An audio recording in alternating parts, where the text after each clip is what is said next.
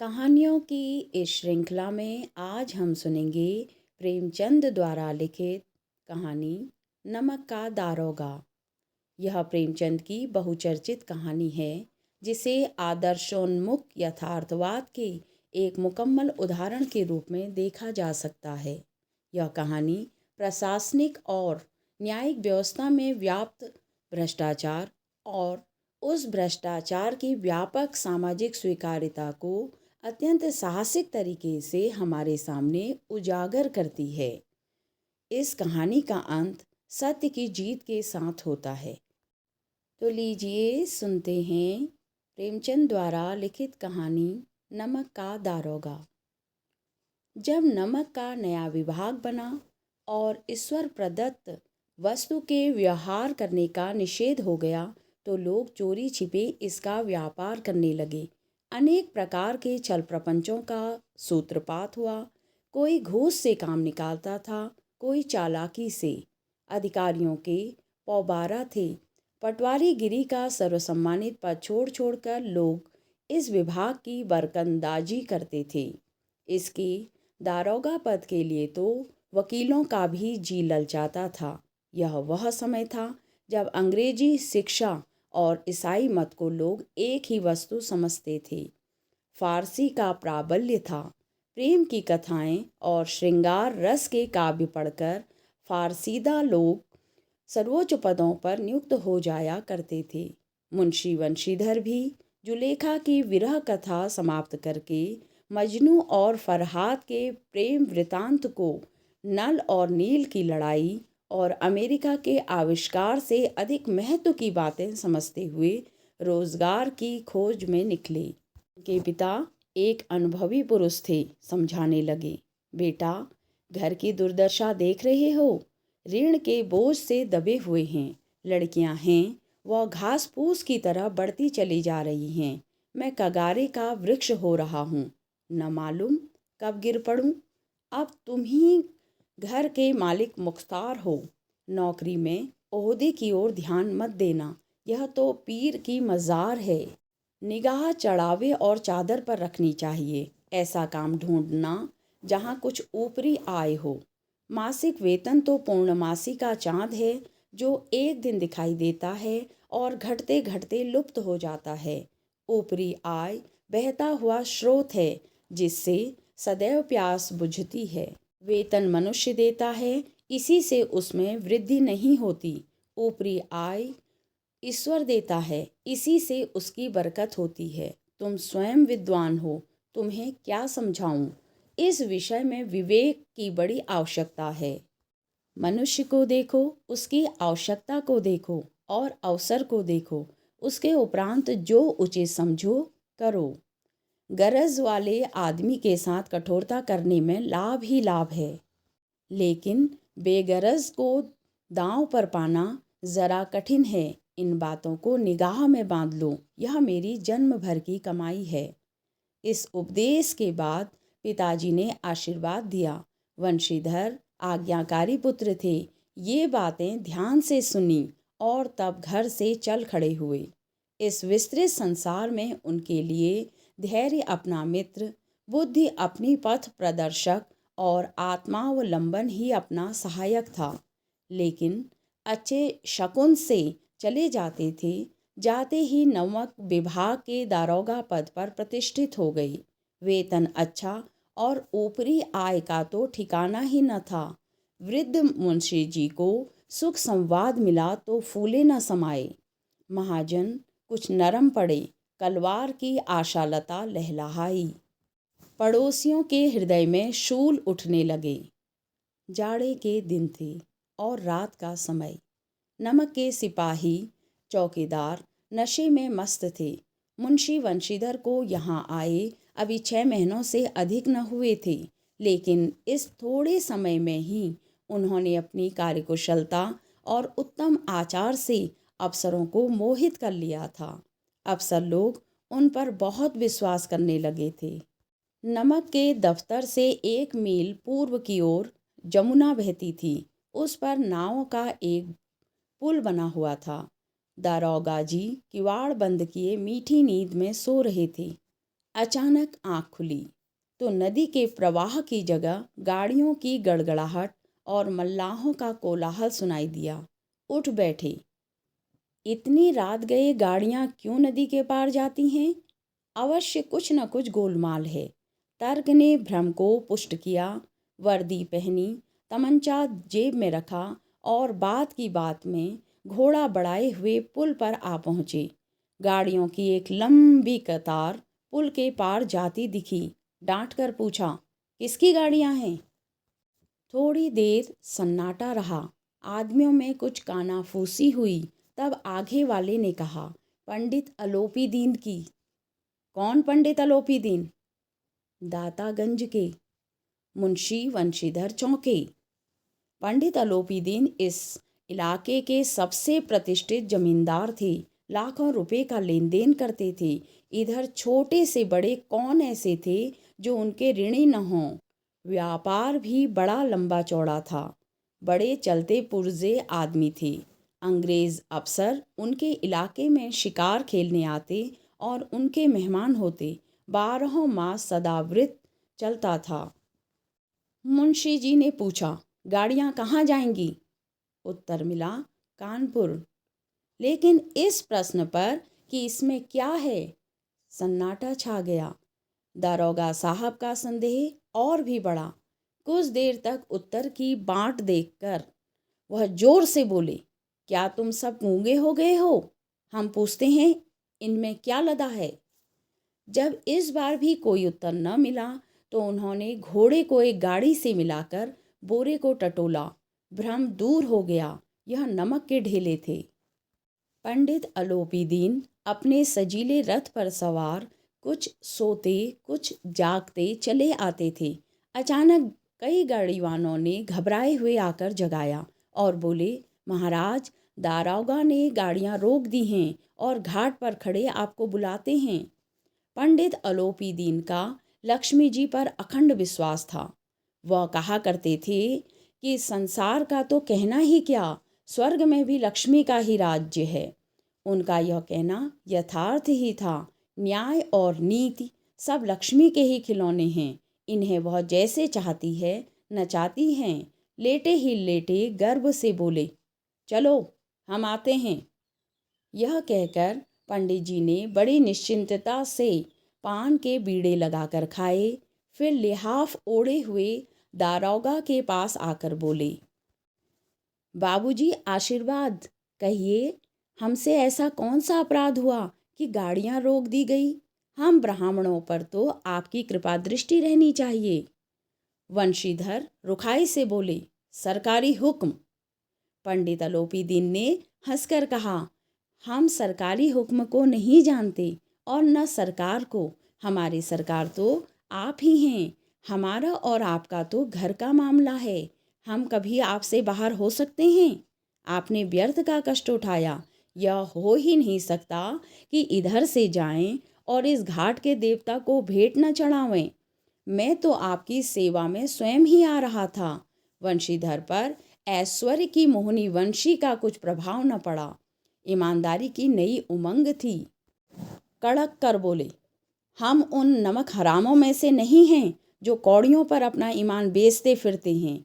आप इस समय हिरासत में हैं। आपका कायदे के अनुसार चालान होगा। बस, मुझे अधिक बातों की फुर्सत नहीं है। जमादार बदलू सिंह, तुम इन्हें हिरासत में ले लो, मैं हुक्म देता हूँ। पंडित अलोपी दीन स्तंभित हो गए। गाड़ीवानों में हलचल मच गई। पंडित जी के जीवन में कदाचित यह पहला ही अवसर था कि पंडित जी को यह ऐसी कठोर बातें सुननी पड़ी। बदलू सिंह आगे बढ़ा, किंतु रौब के मारे यह साहस न हुआ कि उनका हाथ पकड़ सके। पंडित जी ने धर्म को धन का ऐसा निरादर करते कभी न देखा था। विचार किया, यह अभी उदंड लड़का है। माया मोह के जाल में अभी नहीं पड़ा है। अल्हड़ है, झिझकता है। बहुत दीन भाव से बोले, बाबू साहब ऐसा न कीजिए, हम मिट जाएंगे। इज्जत धूल में मिट जाएगी। हमारा अपमान करने से आपके हाथ क्या आएगा? हम किसी तरह आपसे बाहर थोड़ी ही हैं। वंशीधर ने कठोर स्वर में कहा, हम ऐसी बातें नहीं सुनना चाहते। आलोपी दीन ने जिस सहारे को चट्टान समझ रखा था वह पैरों के नीचे से खिसकता हुआ मालूम पड़ा। स्वाभिमान और धन ऐश्वर्य को कड़ी चोट लगी, किंतु अभी तक धन की सांख्यिक शक्ति पर पूरा भरोसा था। अपने मुख्तार से बोले, लाला जी, 1,000 के नोट बाबू साहब को भेंट करो, आप इस समय भूखे सिंह हो रहे हैं। वंशीधर ने गर्म होकर कहा, 1,000 नहीं, 1,00,000 भी मुझे सच्चे मार्ग से नहीं हटा सकते। धर्म की इस बुद्धिहीन दृढ़ता और देव दुर्लभ त्याग पर मन बहुत झुंझलाया। अब दोनों शक्तियों में संग्राम होने लगा। धन ने उछल उछल कर आक्रमण करने शुरू किए। 1 से 5, 5 से 10, 10 से 15 और 15 से 20,000 तक नौबत पहुंची, किंतु धर्म अलौकिक वीरता के साथ इस बहुसंख्यक सेना के सम्मुख अकेला पर्वत की भांति अटल अविचलित खड़ा था। आलोपी दीन निराश होकर बोले, अब इससे अधिक मेरा साहस नहीं, आगे आपको अधिकार है। वंशीधर ने अपने जमादार को ललकारा। बदलू सिंह मन में दारोगा जी को गालियां देता हुआ पंडित आलोपी दीन की ओर बढ़ा। पंडित घबराकर 2-3 कदम पीछे हट गए। अत्यंत दीनता से बोले, बाबू साहब, ईश्वर के लिए मुझ पर दया कीजिए, मैं 25,000 में निपटारा करने को तैयार हूँ। असंभव बात है। 30,000 पर किसी तरह संभव नहीं। क्या 40,000 पर भी नहीं? 40,000 नहीं, 40 लाख पर भी असंभव है। बदलू सिंह, इस आदमी को अभी हिरासत में ले लो। अब मैं एक शब्द भी नहीं सुनना चाहता। धर्म ने धन को पैरों तले कुचल डाला।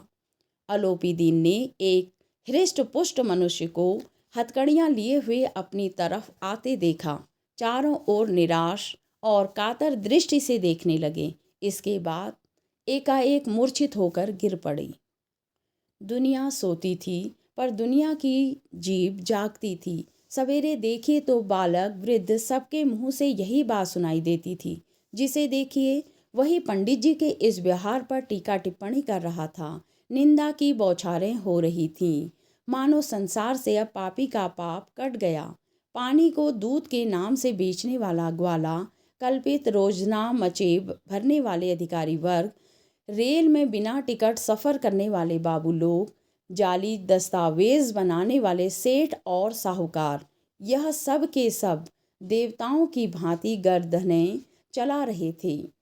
जब दूसरे दिन पंडित आलोपी दीन अभियुक्त होकर कांस्टेबलों के साथ हाथों में हथकड़ियां, हृदय में ग्लानि और शोभ भरे लज्जा से गर्दन झुकाए अदालत की तरफ चले तो सारे शहर में हलचल मच गई। मेलों में कदाचित आंखें इतनी व्यग्र न होती होंगी। भीड़ के मारे छत और दीवार में कोई भेद न रहा। किंतु अदालत में पहुंचने की देर थी। पंडित आलोपी दीन इस अगाध वन के सिंह थे। अधिकारी वर्ग उनके भक्त, अमले उनके सेवक, वकील मुख्तार उनके आज्ञापालक और अर्दली, चपरासी तथा चौकीदार तो उनके बिना माल के गुलाम थे। उन्हें देखते ही लोग चारों तरफ से दौड़े।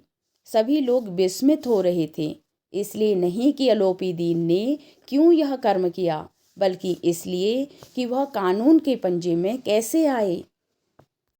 ऐसा मनुष्य जिसके पास असाध्य साधन करने वाला धन और अनन्य वाचालता हो, वह क्यों कानून के पंजे में आए।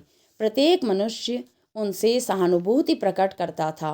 बड़ी तत्परता से इस आक्रमण को रोकने के निमित्त वकीलों की एक सेना तैयार की गई। न्याय के मैदान में धर्म और धन में युद्ध ठन गया। वंशीधर चुपचाप खड़े थे। उनके पास सत्य के सिवा न कोई बल था, न स्पष्ट भाषण के अतिरिक्त कोई शस्त्र। गवाह थे, किंतु लोभ से डांवाडोल। यहाँ तक कि मुंशी जी को न्याय भी अपनी ओर से कुछ खिंचा हुआ दिख पड़ता था। वह न्याय का दरबार था, परंतु उसके कर्मचारियों पर पक्षपात का नशा छाया हुआ था। किंतु पक्षपात और न्याय में क्या मेल। जहाँ पक्षपात हो वहाँ न्याय की कल्पना नहीं की जा सकती। मुकदमा शीघ्र ही समाप्त हो गया। डिप्टी मजिस्ट्रेट ने अपनी तजवीज़ में लिखा, पंडित अलोपीदीन के विरुद्ध दिए गए प्रमाण निर्मूल और भ्रमात्मक हैं।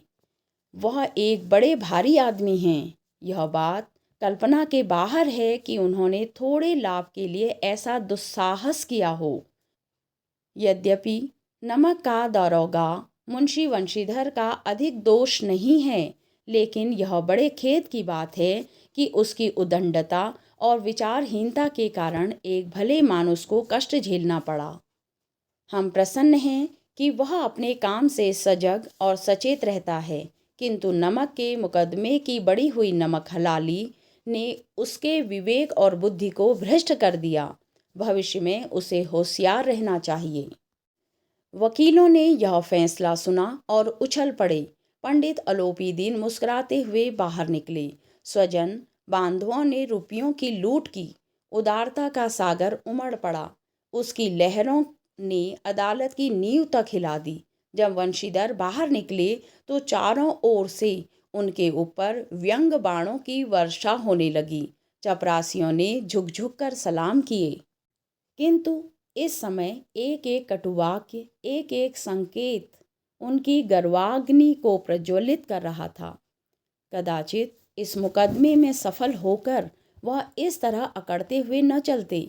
आज उन्हें संसार का एक खेदजनक विचित्र अनुभव हुआ।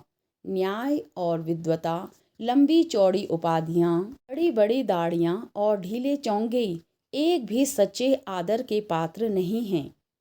वंशीधर ने धन से बैर मोल लिया था। उसका मूल्य चुकाना अनिवार्य था। कठिनता से 1 सप्ताह बीता होगा कि मुअत्तली का परवाना आ पहुंचा। कार्यपरायणता का दंड मिला। बेचारे भग्न हृदय, शोक और खेद से व्यथित घर को चले। बूढ़े मुंशी जी तो पहले से ही कुड़बुड़ा रहे थे कि चलते चलते इस लड़के को समझाया था, लेकिन इसने एक न सुनी। सब मनमानी करता है। हम तो कलवार और कसाई के तगादे सहें, बुढ़ापे में भगत बनकर बैठें और वहाँ बस वही सूखी तनख्वाह। हमने भी तो नौकरी की है और कोई ओहदेदार नहीं थे, लेकिन काम किया, दिल खोल कर किया। और आप ईमानदार बनने चले हैं। घर में चाहे अंधेरा हो, मस्जिद में अवश्य दिया जलाएंगे।